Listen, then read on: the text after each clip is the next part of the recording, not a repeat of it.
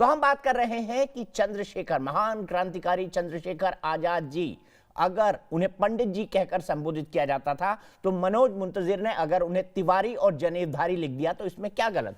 मामला यह तब भी है जब कई सारे पॉलिटिकल पार्टी के लीडर अपने आप को जनेवधारी साबित करने लगते हैं। मैं सीधे चलता हूं, बहस को आगे बढ़ाऊं। मेरे साथ कई सारे खास मेहमान जुड़े हुए हैं। अमित आजाद, चंद्रशेखर आजाद जी के ग्रैंडसन हमारे साथ जुड़े थे। उन्होंने साफ साफ मुझे बताया कि उन्हें अपने आप को पंडित कहलवाने पर कोई आपत्ति नहीं थी। मेरे साथ मनोज मुंतजिर राइटर हैं और साथ ही साथ गीतकार हैं, बहुत शानदार गीत लिखे हैं उन्होंने। और मनोज की इस कविता पर ही पूरा का पूरा विवाद हुआ था। शुभ्रस्ता पॉलिटिकल एनालिस्ट मेरे साथ है, मनोज का समर्थन कर रही है। पंडित सुरेश मिश्रा मेरे साथ है, नेशनल प्रेसिडेंट है सर्व ब्राह्मण महासभा के जयपुर से। डॉक्टर सतीश प्रकाश प्रोफेसर है चौधरी चरण सिंह यूनिवर्सिटी में और पॉलिटिकल एनालिस्ट है, वो मेरे साथ हैं। विवेक श्रीवास्तव जी लेफ्ट के लीडर हैं और प्रोफेसर गंगा साहब प्रोफेसर है जेएनयू के। सबसे पहले मैं चलता हूं, मेरे एक दर्शक मेरे साथ जुड़ गए हैं, उदय कुमार मन्ना, ये एक सोशल वर्कर है नोएडा से। उदय जी, मुझे ये बताइए कि जब कई पॉलिटिकल पार्टी के लीडर बार बार अपने आप को पॉलिटिकल चुनाव में ये साबित करते हैं कि वो जनेऊधारी हैं और जनेऊधारी होना दिखाते हैं, तस्वीरें साबित करते हैं, उसके बाद अगर पंडित चंद्रशेखर आजाद जी महान क्रांतिकारी, उनको तिवारी और जनेऊधारी लिख दिया गया तो आप इसको गलत मानते हैं क्या?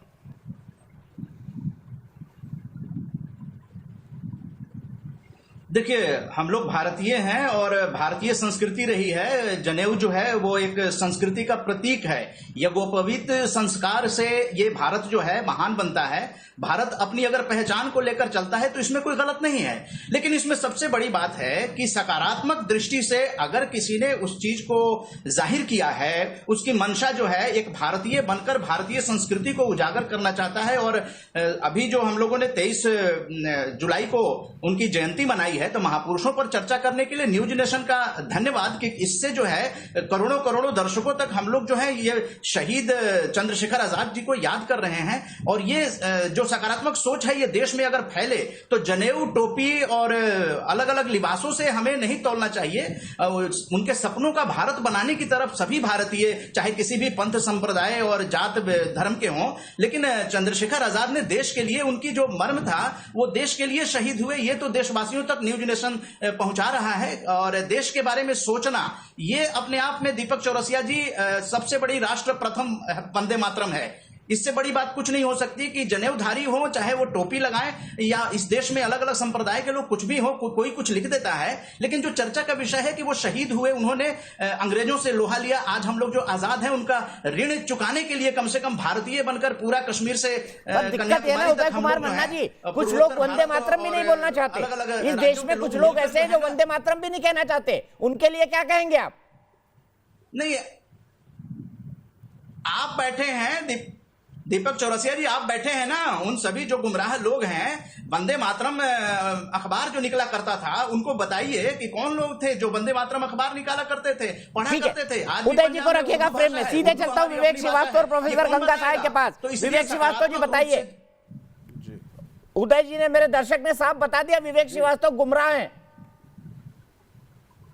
नहीं, उन्होंने ना उन्होंने मुझे गुमराह नहीं किया। उन्होंने आपको सीख दी है कि आप चंद्रशेखर आजाद का नाम धर्म और जाति से ऊपर रखिए जरा।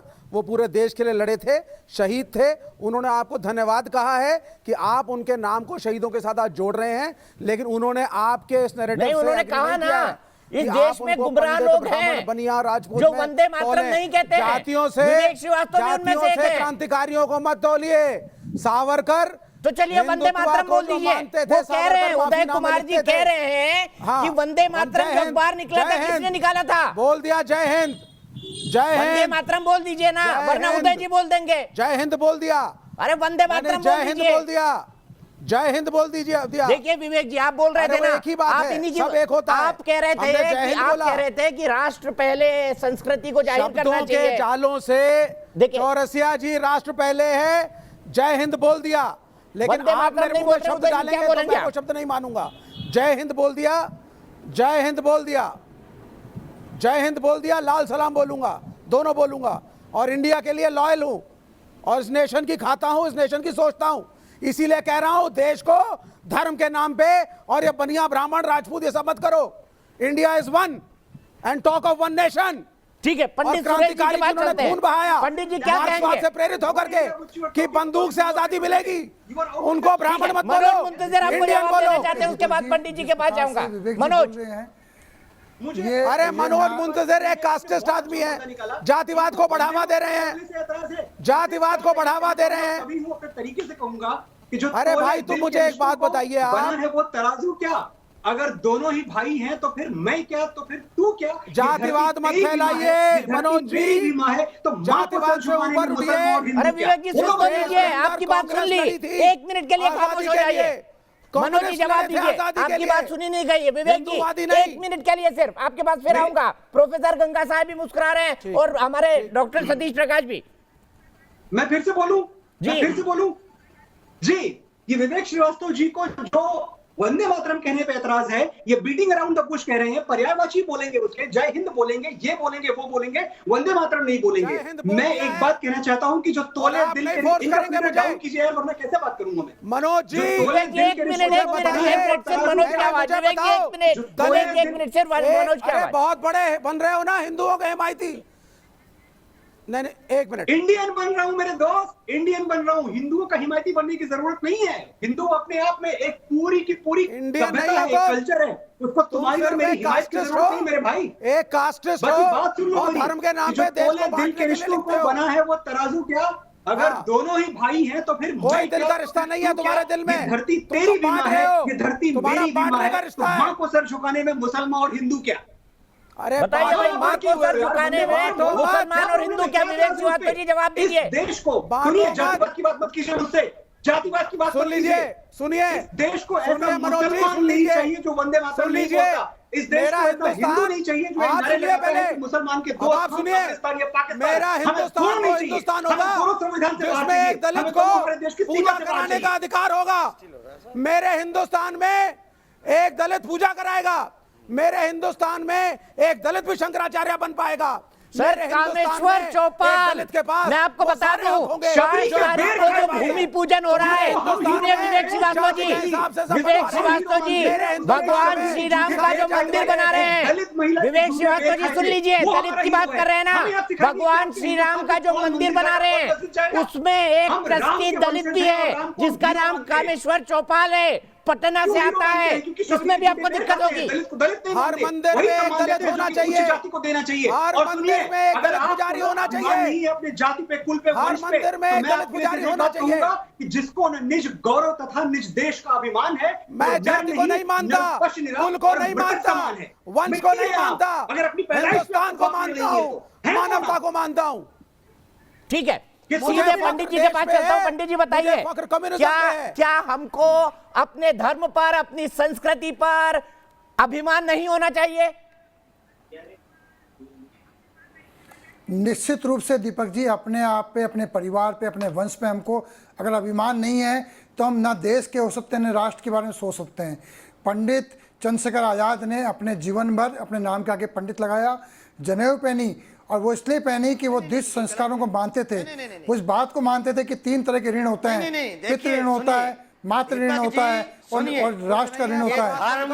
तीनों के ऋण को उन्होंने फैलाना बंद करो, संस्कृति जो है, फैलाना बंद करो। बातें करते हैं विवेक जी जैसे लोग कि देश में लोगों को लड़ाते हैं, नहीं है, आबादी का बहुत बड़ा हिस्सा ऐसा भी है कि जिस संस्कृति की बात ही नहीं करोगे, देश की जवाब प्रोफेसर सतीश प्रकाश, मनोज एक मिनट, प्रोफेसर सतीश प्रकाश, भारतीय संस्कृति, प्रोफेसर सतीश प्रकाश, क्या आपको इस देश की संस्कृति, इस देश की सभ्यता, इस देश की परंपरा पर अभिमान नहीं है? प्रोफेसर सतीश प्रकाश, पढ़ा है जिसके लिए जाति अभिशाप है, वो कैसा अभिमान कर लेगा?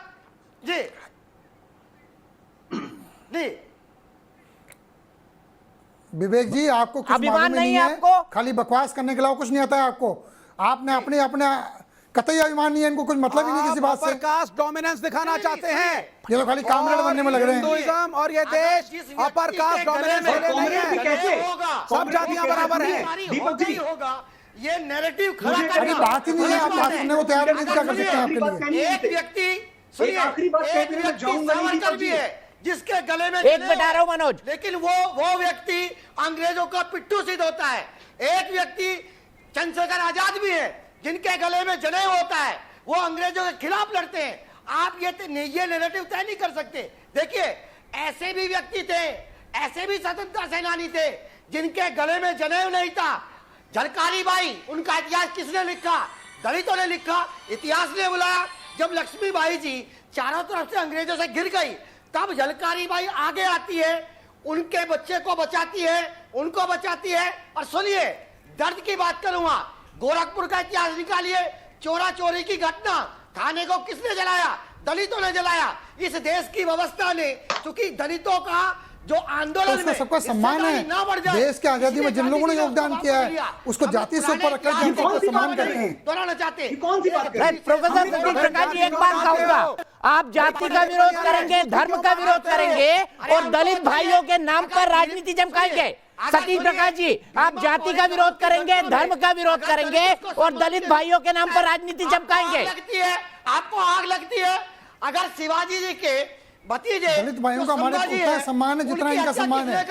औरंगजेब ने करी और भाई झलकारी नहीं दी कौन सर? तो क्यों आप जैसे सेक्युलर लोग बाबर और औरंगजेब को पूछते हैं? विवेक श्रीवास्तव से भी सवाल है, प्रोफेसर गंगा साय से भी सवाल है, डॉक्टर सतीश प्रकाश से भी सवाल है। क्यों बाबर पूछा जाता है? क्यों अलाउद्दीन खिलजी पूछा जाता है? क्यों तुगलक पूछा जाता है? क्यों औरंगजेब पूछा जाता है? बताइए।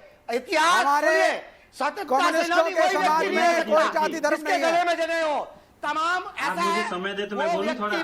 ठीक है सतीश प्रकाश जी, एक मिनट। प्रोफेसर गंगा साय जवाब दीजिए। क्यों पूछा जाता है इस देश में बाबर? क्यों पूछा जाता है औरंगजेब? क्यों पूछा जाता है अलाउद्दीन खिलजी? और क्यों पूछा जाता है तुगलक?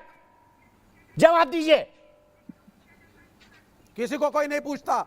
कौन पूछता है इनको? कोई नहीं पूछता है। जो लोग पूछते हैं आप जैसे सेक्युलर लोगों ने औरंगजेब रोड नाम रखा था। जरूरी बातें मैं कहना चाहता हूं। कोई नहीं पूछता है।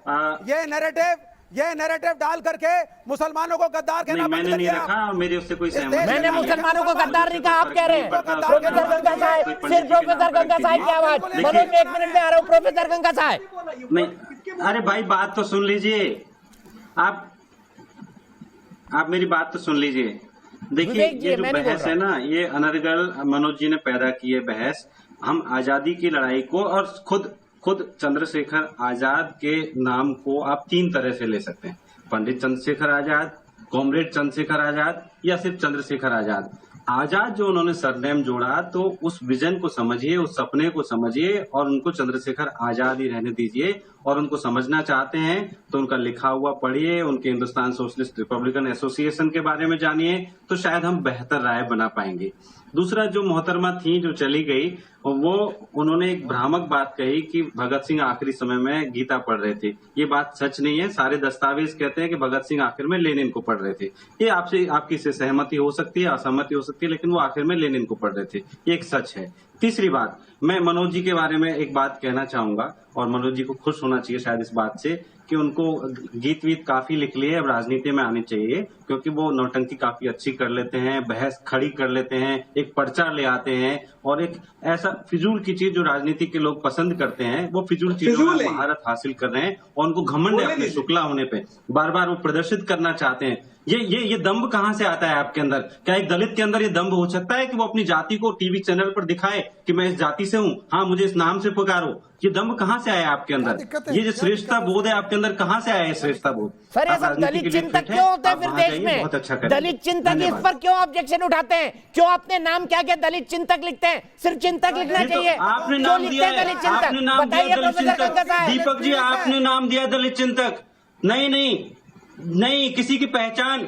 आप किसको दलित चिंतक कह रहे हैं? कौन कह रहा है? क्या कोई दलित चिंतक खुद को दलित चिंतक कहता है? बिल्कुल कहता है। द्वारा दिए गए नाम है। पसंद करता है। आजाद जी के साथ दलित चिंतक लिखना मेरे नाम के नीचे। आजाद जी को आप एक आजादी के एक लड़ाके के रूप में याद करिए, एक तिवारी के रूप में याद करके आप उनके महत्व को सीमित कर रहे हैं। दलित चिंतक को खुद को दलित चिंतक नहीं कहता। उनको एक आजादी के शूरवीर के तौर पर भी याद रखना चाहूंगा, पर जिस इंसान को अपने जड़ से नफरत हो, उस विचारधारा का क्या करूं? प्रोफेसर गंगा साहब, जिस इंसान को अपनी जड़ से नफरत हो, उस विचार का क्या करूं? इसका जवाब दीजिए। तो क्या KR नारायणन अपने साथ दलित लिखते हैं? ये मीडिया ये मीडिया के.आर. नारायणन को इस रूप में क्यों कहता है कि पहले दलित राष्ट्रपति?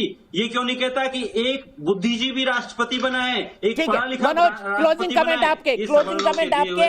बहस आपसे शुरू हुई है, प्रोफेसर गंगा साहब कह चुके हैं आपको राजनीति में तुरंत चले जाना चाहिए। वैसे भी आप अमेठी से हैं, एक राजनीति का सॉलिड गढ़। आखिरी बात, एक प्रोफेसर साहब जोड़ना चाहता हूं, मैं बोलूं, मेरी आवाज आ रही है? प्रोफेसर साहब बस आपने अपने 2 मिनट पूरे कर लिए। मनोज प्रोफेसर साहब, मेरी ताकत समझते हैं आप क्या है? मेरी सबसे बड़ी ताकत जो है, यहाँ न्यूज नेशन पे बैठ के मैं दीपक जी के शो पे बोल रहा हूँ और छाती ठोक के बोल रहा हूँ, वो ताकत यही है कि मेरा कोई एजेंडा नहीं है, मेरी कोई पार्टी नहीं है। मैं जो महसूस करता हूँ बोल सकता हूँ, शायर हूँ, गीतकार हूँ, मुझे कोई रोकने वाला नहीं है। दूसरी बात आप सुनिए, आप जिस तरह से फिलॉसफी पूरी चंद्रशेखर आजाद की फिलॉसफी को अपने तरीके से दिखाने की कोशिश कर रही है, एक बात पे शर्मिंदगी रहेगी मुझे, जब ये शो खत्म हो जाएगा और मैं यहाँ से चला जाऊंगा, बहुत शर्मिंदगी रहेगी कि श्रीवास्तव जी ने कमाल की बात बोली कि चंद्रशेखर आजाद के पूरे दर्शन को, उनके पूरे संकल्प को, उनके पूरे क्रांतिवीर होने पर ट्रिगर हैप्पी बता दिया कि बंदूक लेके घूमते थे। भाई साहब, आप में और उन अंग्रेजों में क्या फर्क है जो आजाद को और भगत सिंह को आतंकवादी कहते थे? वहीं पहुंच रहे हैं आप। शर्म आनी चाहिए आपको। मैं इससे आगे कुछ बोलना नहीं चाहता, आखिर में बात खत्म करूंगा।